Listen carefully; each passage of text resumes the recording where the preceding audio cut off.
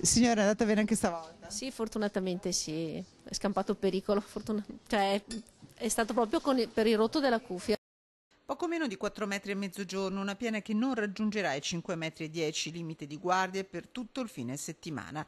Tirano un grosso sospiro di sollievo la città di Vicenza e tutto il bacino del fiume Bacchiglione, dopo ore di angoscia e paura. Una nottata insonne al centro operativo comunale, ma adesso i cittadini possono stare abbastanza tranquilli. Parola di sindaco.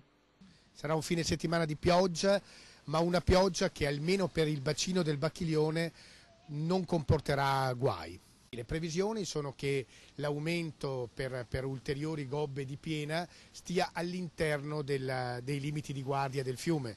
Risalendo l'asta del Bacchiglione, allarme quasi cessato anche per Padova, dove il quartiere a rischio è la Paltana, 50 famiglie e 2 impianti sportivi comunali.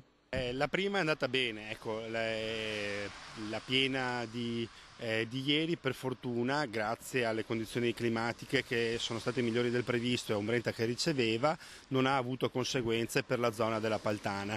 Meglio anche gli altri fiumi a rischio del Padovano, a partire dalla zona dell'Alta e del Muson dei Sassi. Passata la paura, almeno per ora, gli amministratori puntano il dito contro un'emergenza continua. Non possiamo più affidare al caso la sicurezza di questi territori. Ci sono competenze ben specifiche, la Regione Veneto deve fare le opere per aggiornare le infrastrutture idrauliche del nostro territorio. Le elenco con precisione. Una è l'idrovia. 2, caro governatore Zaia, sono i bacini di laminazione a Trissino e a Caldogno.